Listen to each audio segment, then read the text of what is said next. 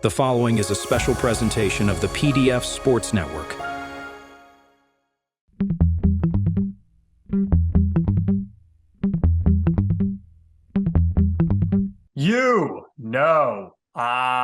Right. The podcast that uncovers the origin stories of some of the biggest names in sports, media, and entertainment.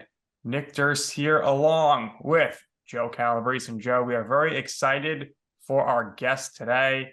And if you're watching the video, you'll see some great Boston jerseys behind her, which really irks Mr. Calabrese here, being the big Yankee fan he is. So, Joe, why don't you introduce everybody here to our guest?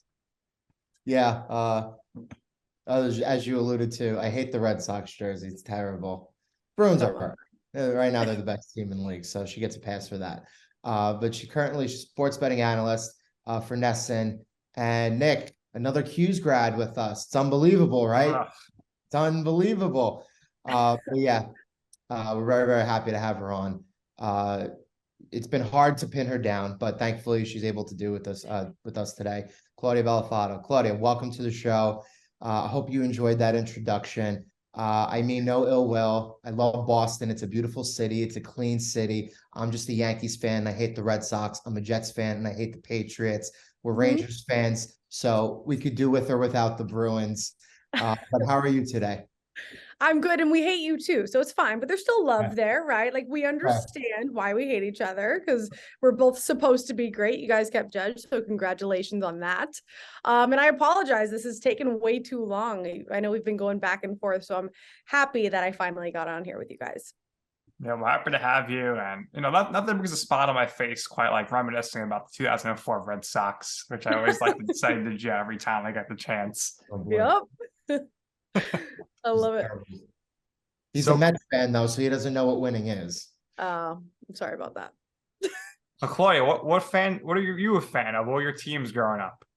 Yeah, so my family's really big into football. It's funny because my dad doesn't really watch baseball, and I've sort of fallen in love with baseball as I got into the betting space, because that was one of the first sports I really started handicapping. I got into the strikeout market.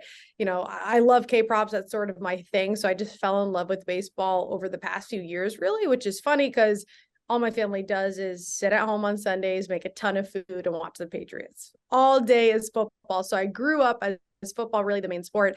I played basketball, soccer, lacrosse. So of course I like watching NBA, but it bothers me because of the way that the NBA is reffed and some of it's getting a little soft, guys. I have the NBA is unwatchable. The NBA bothers me for several reasons, but I grew up playing basketball, so I like that. What position did you play in basketball? I was shooting guard. Okay. I was shooting guard. Not going to say I was great, but I did play AU. I played year round, so it was fun.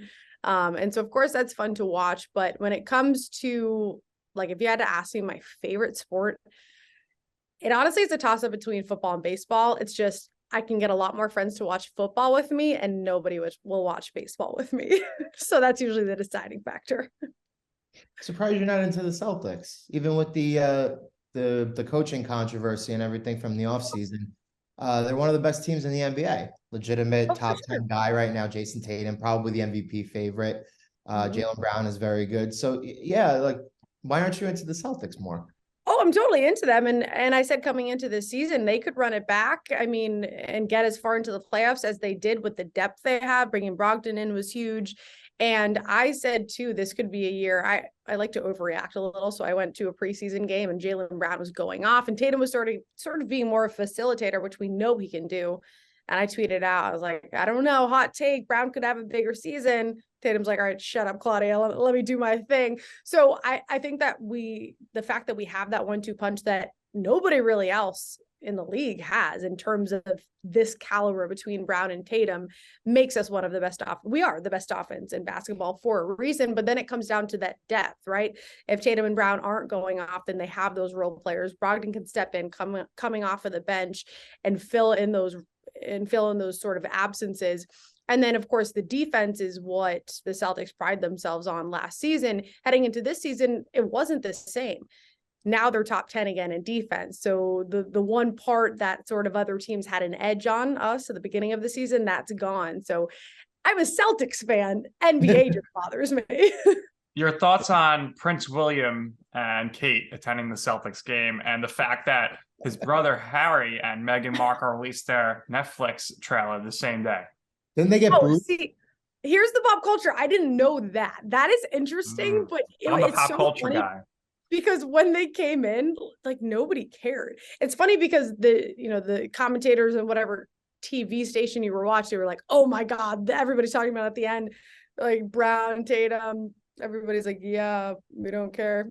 The coach was like, what did he say? He's like, Jesus and Mary or something. I was like, oh God. Like, just stop asking basketball players about foreign royalty. They don't care. But that was cool to see, at least. Claudia, if you had the opportunity to invite any celebrity or any sort of public eye figure to come watch you do a live report, who are you picking? Oh, that's tough. See, it's funny because like if I'm thinking sports, I've already gotten to do sports on air with some like legends. I've done Chris Carter, Chris Long.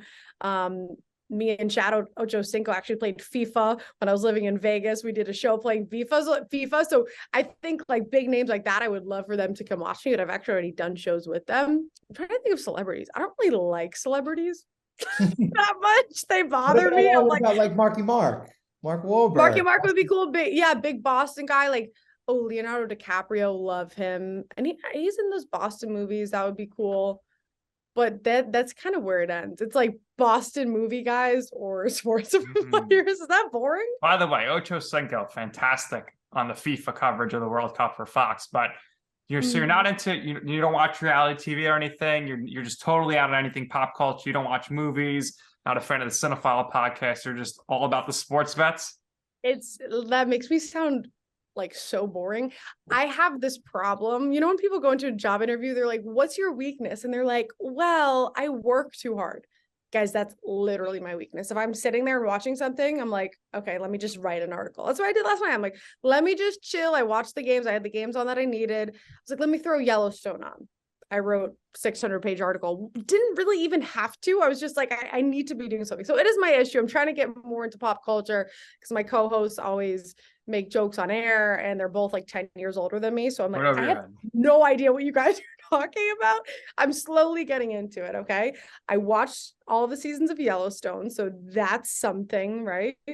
I've watched Mad Men, haven't watched Game of Thrones. So I'm slowly getting into it. I'm boring.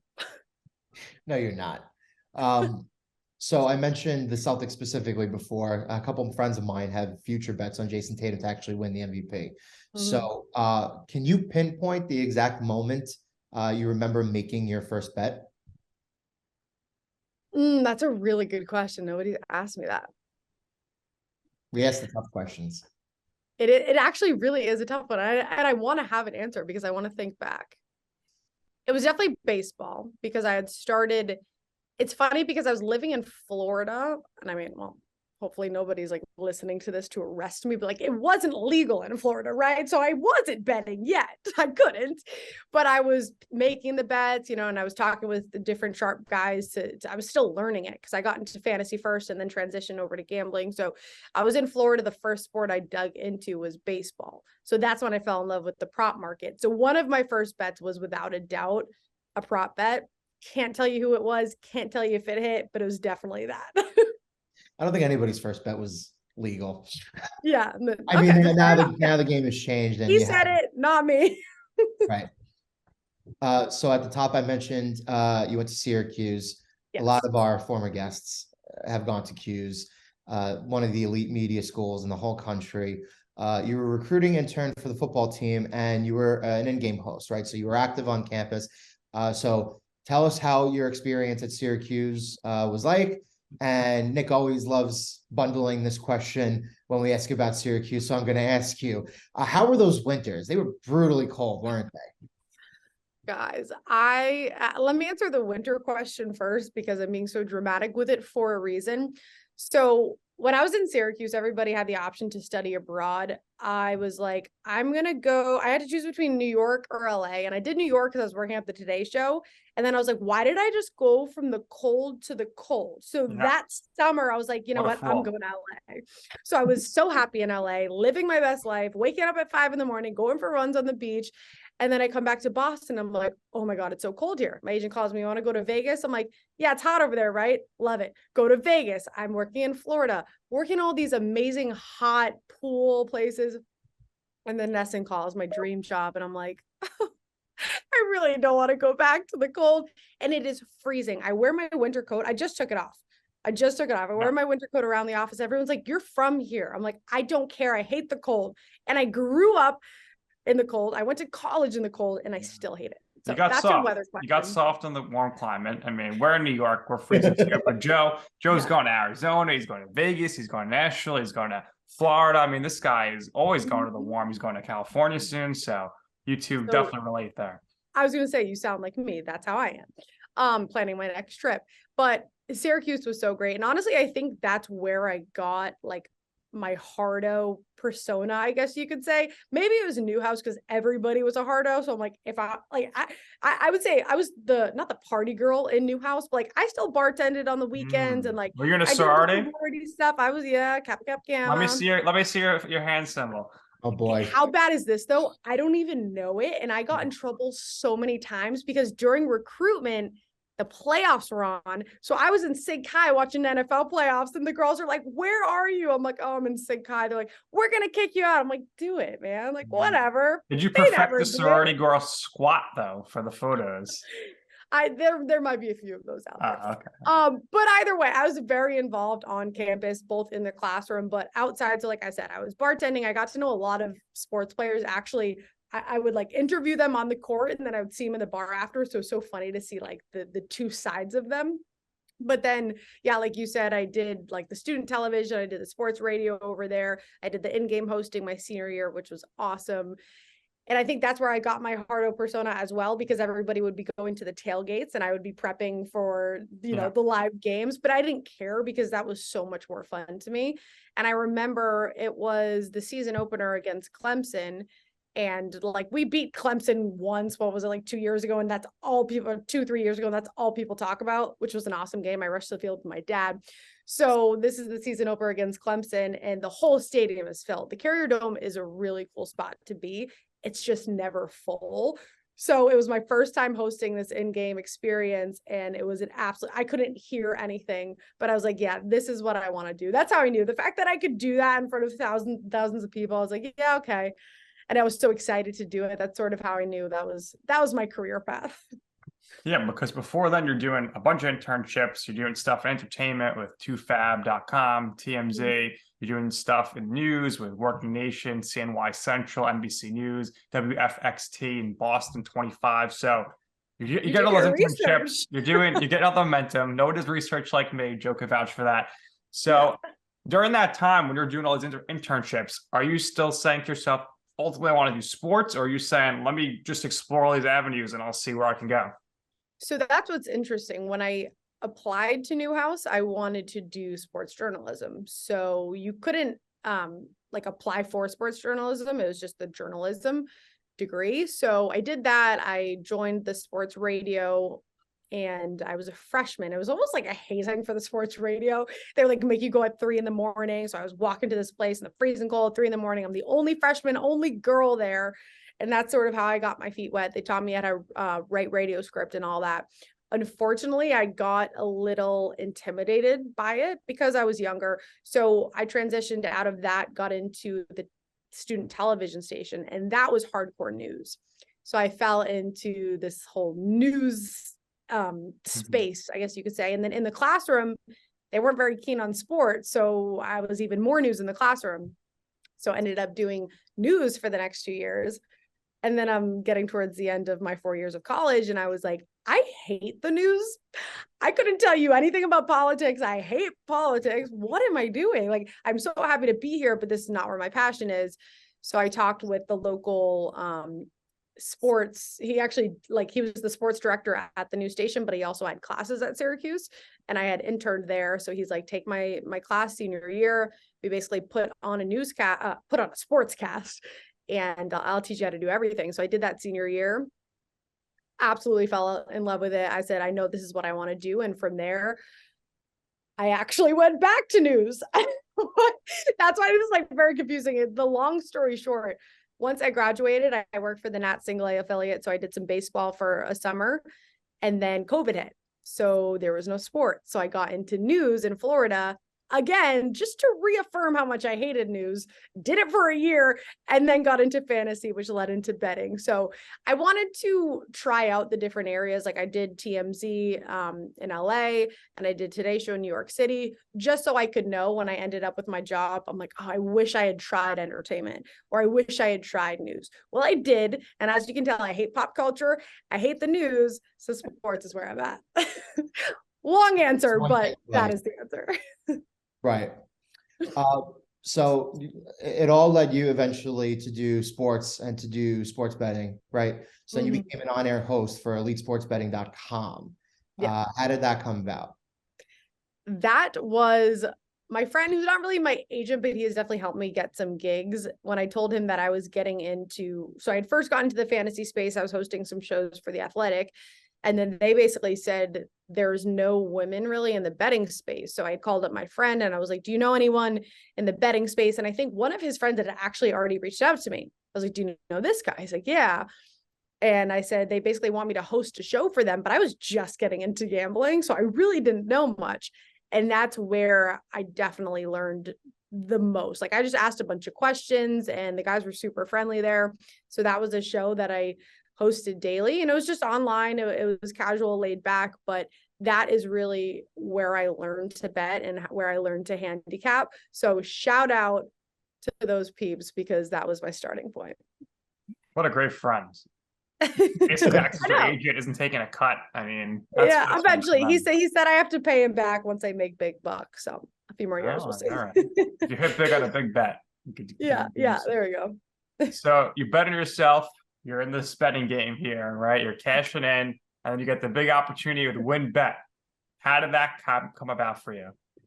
So I started doing those online digital shows, and I was like, social media is so big for this, and I'm sure you guys know, in the betting space specifically. So I was making sure my socials were up. I was getting some TikToks out there. And actually, next thing you know, before I was working with my current agency, a former agency reached out to me and they said, we have so many different companies looking for a woman in the sports betting space. So I was like, sure, whatever, signed with that agency. I really had like 10 different opportunities.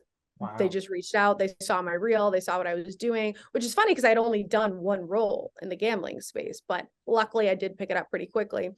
So Wynn was one of them.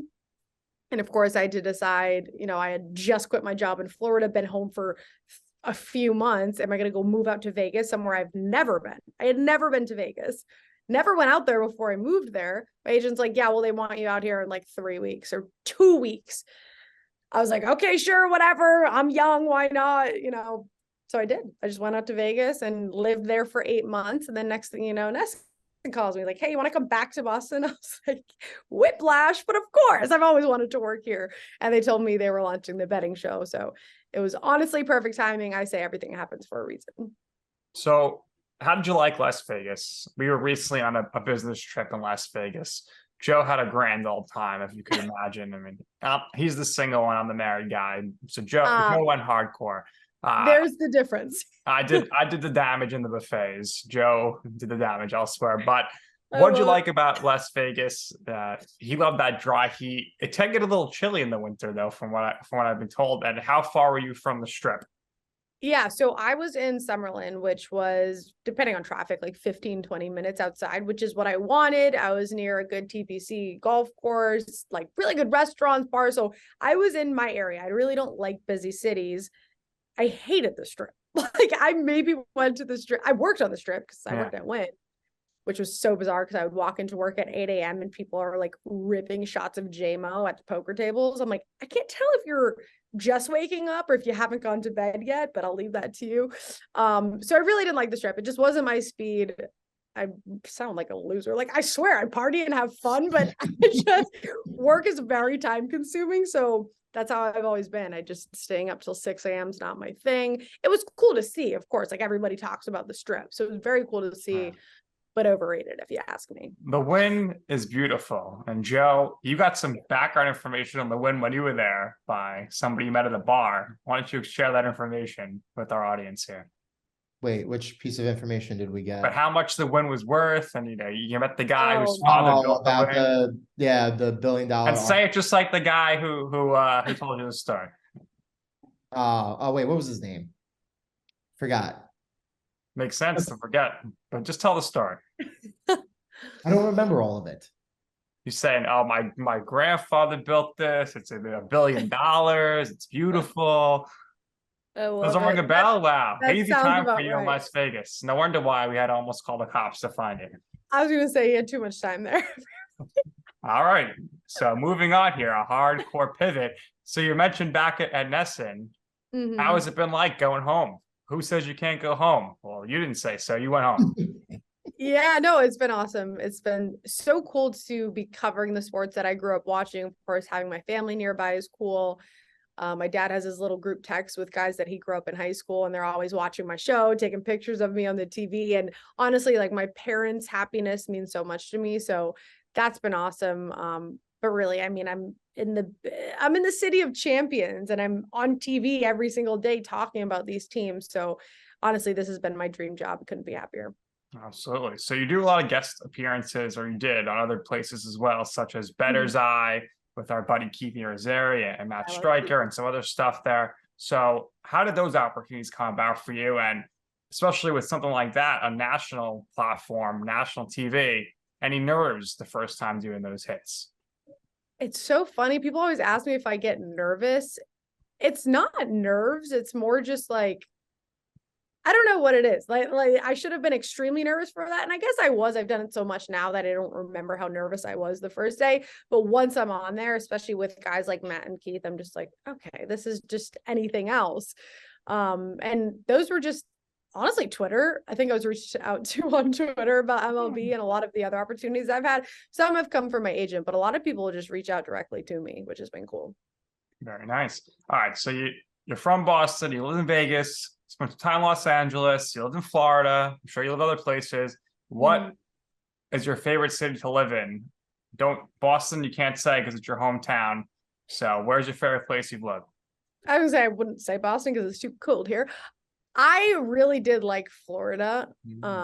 Florida was a vibe. I lived in Gainesville, which was not where I would choose, but if I could go to Tampa or something, I would definitely do that. Just great weather, beaches, come on. And Tampa is a good sports city. Tampa's a big hockey town, and Joe frequents Tampa quite often. Yeah, okay. Yeah, I have I've had some buddies who have gone through those teams, some guys on the team now, but yeah, Tampa's fun. If Brady stayed over there, even though there's some rumblings, he might come back to New England. I don't think that'll happen. But if I could go to Vegas, he's going to Las Vegas to save McDaniels. Yeah. No, Vegas would be far off my list. I'll never go. I probably will never go back there unless it's for like a bachelor or bachelorette party. Joe is going to a bachelor party. He's going to a bachelor party next year, I heard, in Las Vegas. Your favorite place? Back in March, and I might be going back in October with our friend Johnny for his 30th birthday. Too much. Yeah, no, I could not do that. Absolutely not. I had my fill. So, Claudia, what would you say in your life or your career is your right moment? So, what I mean by that is a time or place where you wanted to pursue something, you asked somebody for advice, they said, you know what, Claudia, don't do that. That's not going to work. That's dumb. And you're like, you know what? I'm going to do it anyway. And ultimately, you will see why it is that I'm right. Gambling. When I quit my very stable TV job, TV reporter, which my parents thought was so cool, I told them, I was like, hey, by the way, I'm going to get into the fantasy and gambling space. And they literally said, are you sure about that? Do you really think that's gonna?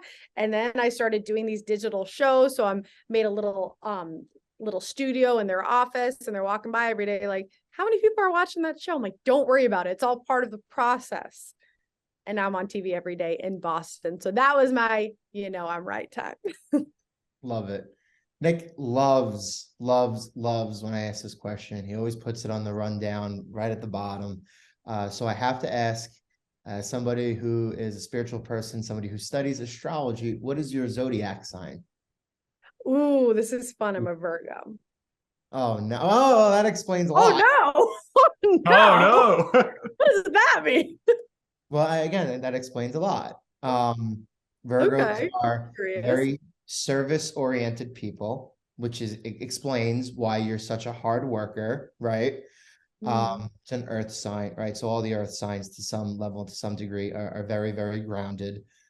You've had to move around a little bit. So in your case, a little bit different. But I always like to go over this portion because a lot of people don't recognize this. There are 3 types of sign. So there are 4 elements, and then there are 3 cardinal, fixed, and mutable signs.